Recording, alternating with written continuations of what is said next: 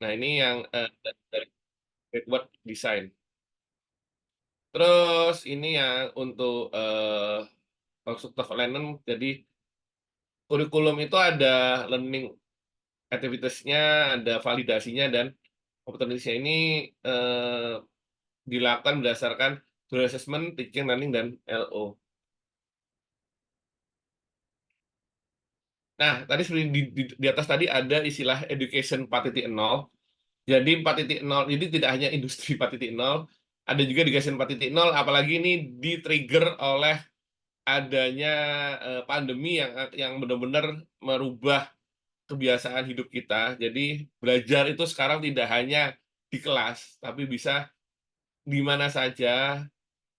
Terus bahkan Bapak Ibu ini eh, kalau kita perhatikan ya, mungkin kita berkaca pada mahasiswa kita, kadang mahasiswa tuh lebih semangat belajar di YouTube daripada dengerin dosen yang ngomong. Nah, ini yang memang tantangan yang perlu kita hadapin, bagaimana kita juga bisa ikut eh, berinovasi agar ya istilahnya ilmunya itu nyampe sesuai dengan tadi itu tujuannya. Ya, termasuk kita menerapkan inovasi-inovasi yang tidak hanya standar sekedar ngajar di kelas, nulis papan tulis dan sebagainya, tapi juga inovasi-inovasi lain. Bahkan dengan mengajar di kelas pun juga bisa kita melakukan inovasi yang berbeda. Jadi tidak hanya sekedar cerita saja, bahkan cerita pun juga bisa kita inovasikan. Jadi eh, kita target kita adalah bagaimana goal tadi itu tercapai. Nah, ini memang tidak gampang, Bapak Ibu. Elin sendiri itu kita bahkan sampai merevisi kurikulum yang 2021. 2 tahun berjalan itu langsung kita revisi karena setelah 2 tahun berjalan itu kita apa kita monef, ya, kita monef, dan ternyata memang banyak harus diperbaiki. Terus kemudian ini tadi ya, plan, do, check, and action secara sistematik, kita revisi CP terukur, desain kurikulum, dan seterusnya. Ini memang hal-hal yang harus kita lakukan periodically ya. Jadi tidak hanya sekedar udah kita buat setelah rapat, workshop berkali-kali, termasuk yang melibatkan stakeholder dan macam, terus kita terapkan ke mahasiswa, terus kemudian ya udah ya enggak, kita harus tetap ada cek dari ceknya juga, terus memang perlu direvisi, kita revisi, dan juga ketika kita revisi kita juga perlu berpikir tentang impact-impact apa yang akan terjadi jika dilakukan dan jika tidak dilakukan. Oke, ini tim kurikulum fakultas ya membuat kurikulum program terus dan seterusnya. Ini yang tadi apa plan, do, check, and action. Ini contoh implementasi, tingkatan implementasi OBE ya. Jadi kalau yang pertama tuh kita baru ada eh, CP aja, capaian pembelajarannya. Level 2 lengkap dengan kurikulum, level 3 dengan rencana asesmen. Dan kalau ini sudah tercapai semua, kita siap untuk akreditasi internasional. Oke, sekarang kita fokus ke CPL-nya. Ini tadi saya dipesanin santai aja. Ini ya biar santai, jadi eh, kita tidak usah terlalu ini banget. Nanti juga kita masih bisa diskusi. Terus ini kalau kita membuat KPL kita harus punya profil dulu. Kalau nggak punya profil lulusan ya kita juga bingung akan seperti apa. Ingat tadi kita harus backwards dulu. Jadi tujuannya apa? Ya kita membuat profilnya dulu. Nah, profil ini tadi sudah saya bilang sebelumnya harus melihat dari masukan asosiasi dan stakeholder, dan juga jangan sampai melenceng dari kebijakan universitasnya. Eh, karena kadang itu ini masukan aja. Karena kebetulan Elin tuh di MIPA, banyak berkali-kali tuh request stakeholder tuh kalau dipikir-pikir jadi malah membuat Elin lama-lama bukannya sekedar jadi prodi lagi, tapi bahkan mungkin jadi lembaga kursus yang harus gini, sehingga kita tetap mengakomodasi dan hal-hal yang memang mereka minta, misalkan harus menguasai PLC jenis A, jenis B, jenis C gitu, kita arahkan ke sertifikasi. Jadi memang hal-hal seperti itu yang memang harus banyak kita diskusikan. Terus ini deskripsinya dengan KNI dan standar nasional perguruan tinggi. itu juga menjadi dasar untuk menghasilkan CPL. Jadi jangan sampai keluar dari KKNI dan SNPT-nya juga. Nah, kalau kita bicara profil lulusan itu apa sih? Lulusan itu kalau kita punya pertanyaan, mahasiswa kita tuh mau ngapain sih? Seperti apa sih lulusannya 5 tahun ke depan? Maka tadi saya bilang dari 2, 3, atau hingga 5 tahun ke depan. Ini contoh dokter ya, nanti ada yang contoh Elins. Ini 5 star dokter itu dia bisa menyediakan perawatan, leader di komunitas, bisa menjadi decision maker, komunikator, dan manajer. Ini kalau arsitektur seperti ini. Nah, contoh lagi yang lain, misalkan kita ingin menjadi peneliti. Peneliti itu tandanya dia harus menguasai metode penelitian, memiliki pengembangan masalah, pemikiran mandiri. Manajer harus memiliki leadership, mampu menerapkan misi manajemen, dan perencana harus seperti ini. Contoh aja, ini contoh yang kita harus disiapkan. Nah, kalau di Alin sendiri, ini kita untuk yang tahun 2021, walaupun kita sudah pernah buat profil lulusan, kita coba melakukan survei tracer study. Sebenarnya alumni kita tuh kemana aja sih? Nah, ini akhirnya dari banyaknya, ini dari angkatan ya, angkatan sebelum 2001 sampai 2005, 2006 sampai 2010, dan di atas 2011, itu hasilnya seperti ini, dan eh, sebagian besar menjadi prarekayasa atau praktisi, itu 90% sendiri. Jadi walaupun kita di MIPA, ternyata mahasiswanya jadi engineer. Dan sebagian keduanya menjadi teknopreneur, akademisi seperti saya, itu kecil sekali, cuma 4%. Asisten peneliti itu yang biasanya di lembaga-lembaga penelitian bahkan hanya 1%, seperti diberi. Jauh lebih besar, 90% menjadi rekayasa atau praktis. Ini kalau kita pecah lagi, eh,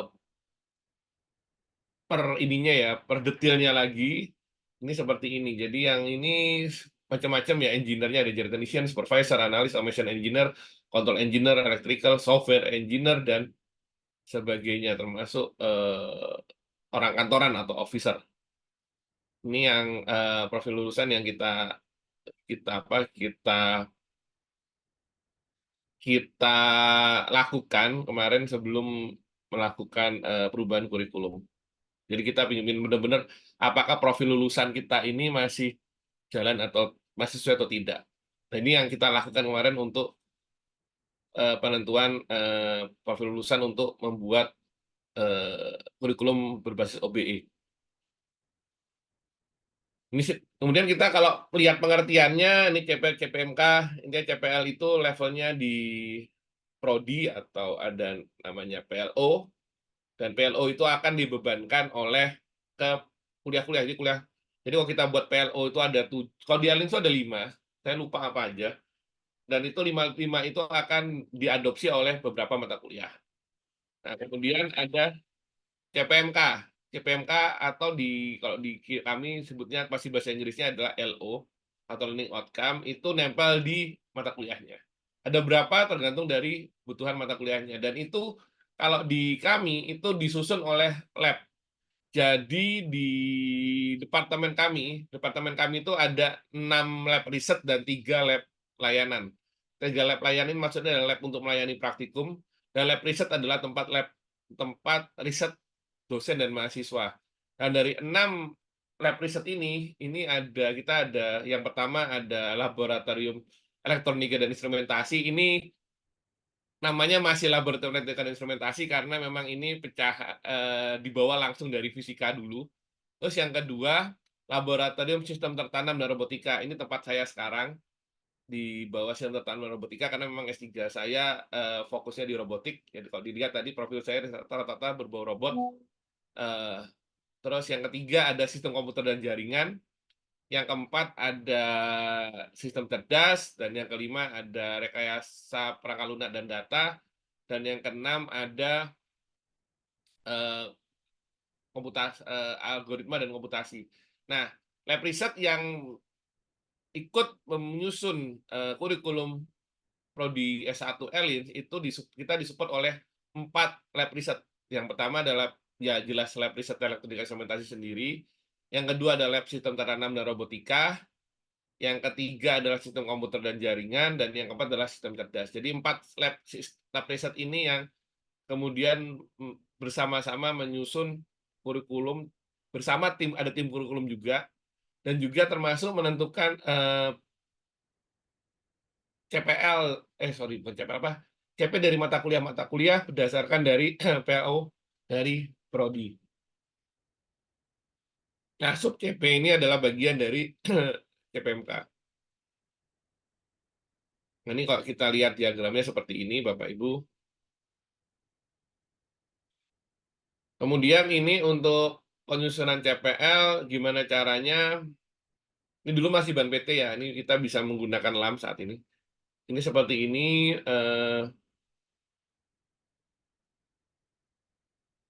dari PO, ban, terus lembaga akreditasi, KKNI, profil lulusan dan akreditasi internasional, sehingga menjadikan CPL atau PLO. Jadi PLO itu bukan sekedar maunya kaprodinya, bukan, tapi memang memang disusun sesuai dengan 4 hal ini.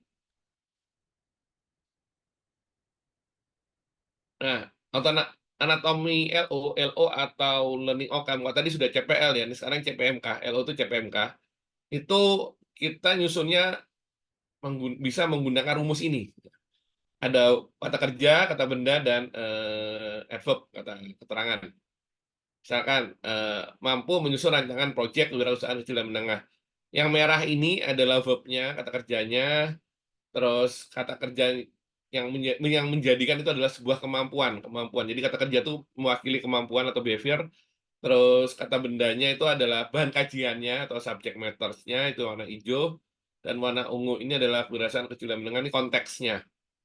Hingga akhirnya menjadi LO. Nah, ini dasarnya kita dari taksonomi Bloom yang untuk membuat daftar action verb-nya tadi. Ada kayak define, describe, classify, dan seterusnya.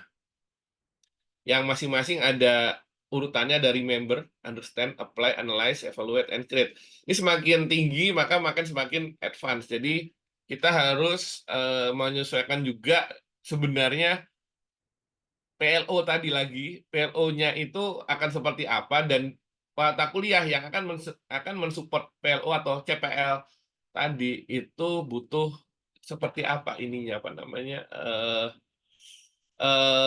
kedalaman dari CPMK atau LO-nya.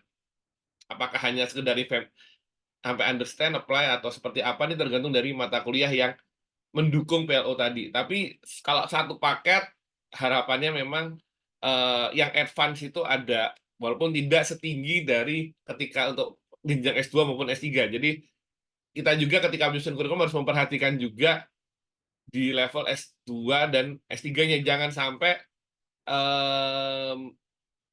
menyeberangi ke yang wilayah S2. Ya, nanti mahasiswanya mempunyai skill S2 tapi sarjananya apa, ijazahnya S1.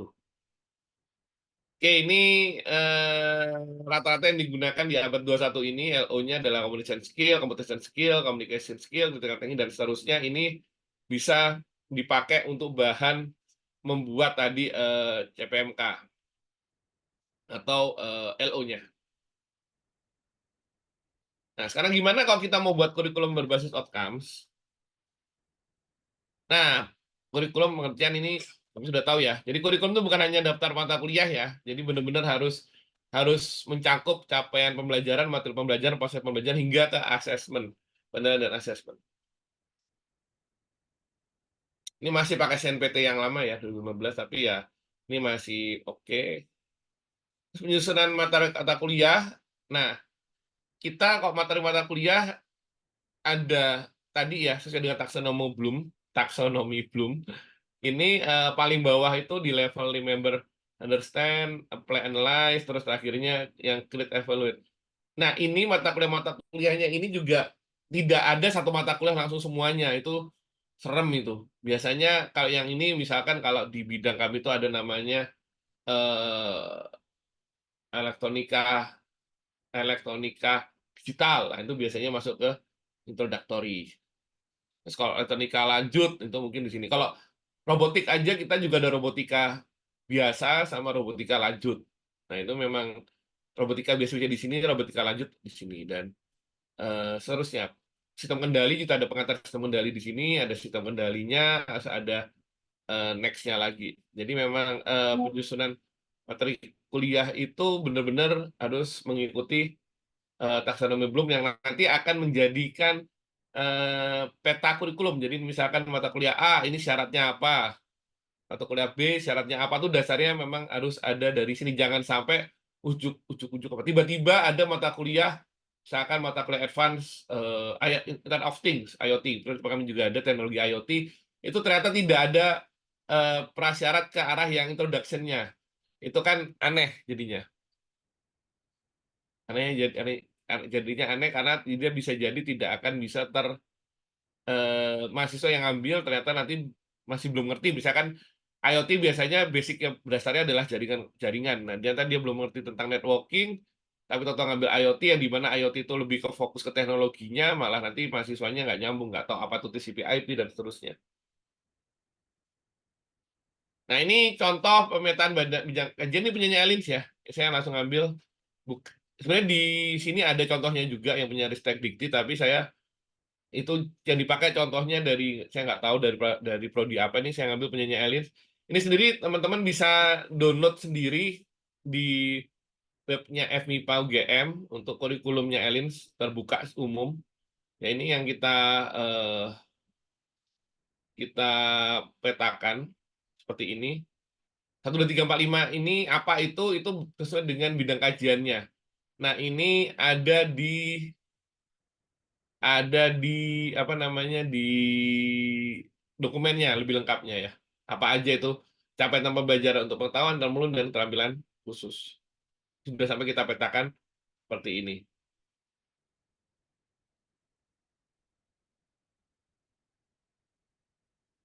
Oke, sekedar informasi sekalian sekalian bilang bahwa kalau di Alliance walaupun kita di MIPA tapi kita teman-teman mahasiswa itu semester pertama sudah mendapat intel listrik dan semester kedua dia sudah ada workshop elektronika yang isinya tuh memodifikasi alat atau memperbaiki alat atau bahkan sampai ke level membuat alat. Jadi nyolder-nyolder terus segala macam itu sudah ada di semester 2. Oke, nah sekarang kalau kita bicara aktivitas dan metode pembelajaran, yang pertama adalah metode assessment. Nah, pertanyaannya assessment itu kapan dilakukan? Nah, kalau kita tadi bicara profil profesionalnya, itu kita baru tahu ketika 3 hingga 5 tahun mahasiswa itu kita assess, kita tracer study seperti yang kami lakukan tadi, apa kita masukkan tuh mulai mahasiswa pada kemana sih, itu kan. Terus kemudian, nah kalau CPL itu pada akhir program eh, pembelajarannya, jadi ketika dia lulus, terus CPMK pada akhir mata kuliah dan sub CPMK pada topiknya. Jadi sub CPMK misalkan kalau kita misalkan cara sistem kendali ada dasar sistem kendali klasik, sistem kendali modern dan sebagainya itu masuk ke wilayah sub CPMK. Nah, kemudian kita juga harus merancang ini penilaian mata kuliahnya. CPM UTS ini, UTS UAS ini mensupport atau mendukung CPMK yang mana dan seterusnya. Terus juga tugas 1, tugas 2, tugas 3 sampai tugas 4 ini mensupport CPMK yang mana. Misalkan ada 5 CPMK.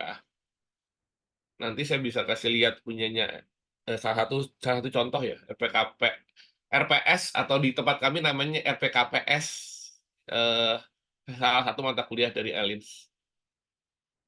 Rubrik ini perlu dilakukan untuk assessment.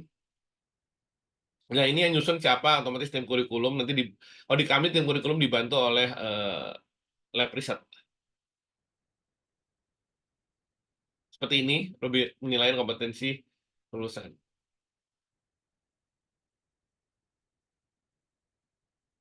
Oke, terus outcome based delivery assessment. Jadi kalau kita bicara tentang pendidikan berbasis luar atau OBE, kita jangan sampai seperti ini. Contoh aja, misalkan kayak saya sudah mengajari Stripe untuk bersiul, tapi dia nggak dengar ini, karena kan dia cuma ngajarin, nggak nggak peduli dia itu belajar, ngerti apa nggak, benar belajar atau enggak. Nah, kita tidak seperti itu karena memang pendidikan berbasis luaran itu kesimpulan adalah it's not what academic staff teach ya, tapi lebih ke arah studentnya tuh menghasil apa, dapat mencapai seperti apa gitu. Oke, itu kesimpulan dari OBE. Terus ini sumbernya ya, saya ambil dari direktorat ini. 13 capaian ini, sumber ini bisa nanti kalau butuh saya kasih. Tapi ini yang 2018 ya. Ini saya ambil dari repositorinya UGM, terus juga ini dari kurikulum 2021 program sarjananya MIPA. Oke, thank you. Itu dari saya, terima kasih Pak Sukri. Kalau mau tadi ada pertanyaan kok bisa Elin bisa survive, mungkin saya share sedikit yang lain ya. Tambah dikit Bapak Ibu. Elin suka melakukan ini Bapak Ibu. Sebentar, ini belum saya.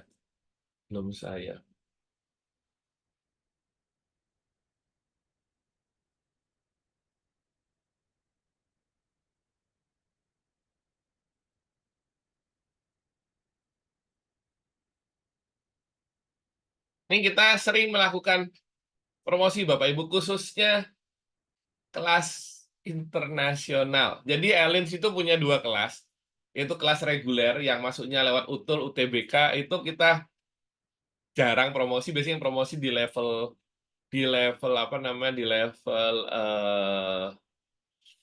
mahasiswa, himpunan mahasiswa biasanya suka suka sambil jalan-jalan mereka punya program namanya Elites Go to School. Tapi kalau di kami di departemen dan di program studi itu kita belum berpromosi itu adalah kelas internasionalnya. Kalau dibilang bedanya apa kelas internasional sama kelas nasionalnya, kelas regulernya ya tadi reguler masuknya lewat UTUL, UTBK dan sebagainya. Kalau kalau internasional itu kelas yang seleksinya khusus dan juga biayanya juga khusus. Lebih dari dua kalinya lebih dari dua kalinya UKT mahasiswa reguler yang paling mahal sekalipun, ya lebih dari dua kalinya. Dan memang ini targetnya untuk eh, internalisasi dan kita memang menembak ke mahasiswa-mahasiswa atau diaspora, anak-anak dari diaspora yang ada di luar negeri. Tapi tidak juga memungkinkan jika memang dalam negeri ada yang mau ngambil kelas internasional, monggo, cuman memang itu nanti akan disajikan dan pakai bahasa Inggris dan fasilitasnya juga beda dan ada kewajiban-kewajiban tertentu yang harus disiapkan oleh eh, mahasiswa, beda dengan yang reguler. Ini ya kita ini sudah terkasih unggul, kita juga terakreditasi ASIN dan juga kita peringkat 301 sampai 350 untuk bidang elektronika sedunia. Guys. Ya, belum pencapaian yang bagus. Untuk elektronika sendiri terbagus saat ini di KS nomor 1 di Gang ITB, nomor 2 di Pedagang UGM.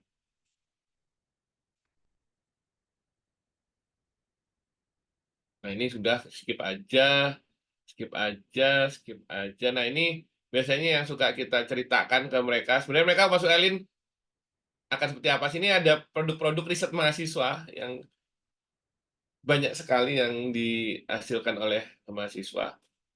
Nah, jadi kenapa Elins? Jadi Elins itu punya, kalau kita suka cerita, Elins itu punya 2 himpunan gede. Yang satu ini himpunan mahasiswa yang ngurusin ya standar lah, himpunan tempat ngumpulnya mahasiswa, dan ini yang Allen Research Club, Electronic Instrumentation Research Club ini yang bisa dibilang jadi salah satu komunitas milik prodi terbesar di UGM. Kita bersama, kalau yang besar lain selain ERC itu adalah Maxima punyanya teknik mesin. Jadi jadi di UGM tuh komunitas riset yang sampai terkenal satu UGM hingga terkenal di luar itu adalah yang punyanya ERC dan punyanya Maxima yang teknik mesin. Kenapa bisa seperti itu? Karena ERC sendiri itu punya banyak divisi.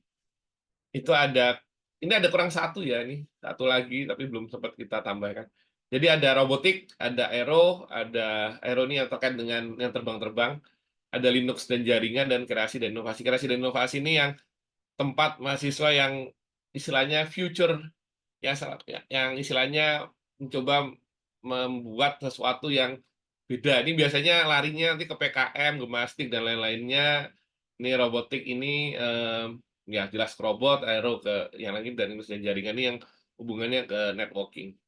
Ini yang dan ini kegiatan mereka ini kita fasilitasi tidak hanya sekedar organisasi juga, tetapi fasilitas. Jadi mereka punya workshop besar ya untuk melakukan aktivitas, dan memang hasilnya adalah tidak hanya sekedar mereka dapat project dari luar dan juga melakukan penelitian hingga kita fasilitasi dengan fab lab atau fabrication lab, tapi juga mereka punya prestasi di tingkat nasional internasional. Dan juga Elin punya international collaboration di MIPA sendiri. Itu kita punya ANC Jepang dan Taiwan Center. Taiwan Center ini memang datang dari MIPA yang memfasilitasi dengan Taiwan Center. Jadi di dalam fakultas kami itu ada lembaga yang akan langsung menghubungkan kita ke seluruh universitas partner Taiwan Center di Taiwan. Jadi kalau misalkan mahasiswa ingin exchange, ingin kegiatan apapun di Taiwan, itu tinggal lewat ke Taiwan Center. Masuk visa juga diurusin oleh Taiwan Center. Jadi mahasiswa tinggalnya berangkat aja gitu. Masuk jika butuh beasiswa juga akan dibantu dicari oleh Taiwan Center. Nah, kalau ANC Jepang ini adalah lembaga yang mencarikan pekerjaan di Jepang. Kalau ini inisiasinya dari teman-teman Elins, karena memang awal-awal dulu waktu belum dikelola fakultas ini waktu itu teman-teman Elins yang mengontak ke sana. Jadi NC Jepang ini ketika akan melatih mahasiswa kami yang berminat untuk jago bahasa Jepang, sehingga nanti bisa lolos rekrutmen untuk kerja di Jepang. Jadi kita punya dua ini. Kalau yang lainnya ya ini standar lah, international collaboration dengan universitas seperti itu. Apa sih? Ya, Oh, ini salah satu produk dari apa namanya, teman-teman elit. Tadi bikin aja. Produknya bukan drone-nya, yang mereka buat adalah autopilotnya. Yang mereka buat. Dan akibatkan, kalau teman-teman tahu kontes terbang Indonesia yang dibawa ke Bogor, itu GM termasuk pemecah rekor 7 kali juara di kontes terbang dari Bogor. ya, dua. Nah, ini yang membuat hampir lebih dari 60% mahasiswa Elin pasti terlibat di komunitas lomba. Lebih dari 60% mahasiswa Elin aktif itu pasti terlibat di lomba. Baik ini yang tadi Gamma Force yang untuk ngurusin drone, yang Arjuna, mobil listrik, robotik, ini robot air, Komentarai, terus Bima Sakti, dan seterusnya. Dari prestasi juara umum 5 kali diantaranya berturut-turut. Ini waktu kita juara 3 di Turki, ini di tingkat 8, dan terusnya juga waktu juara 1 di Turki. Nah, ini yang kalau bagaimana kita meminat mahasiswa, ya ini kita tembakin apa namanya, apa sih yang bisa mereka dapat dengan masuk ke Elins. Apalagi ini yang kita pakai untuk promosi yang kelas internasional. Terus untuk workfield, ini tempat kerja yang bisa kita tunjukkan ke mahasiswa. Kalau kalian lulus tuh bakal kerja di mana, dan ini semua adalah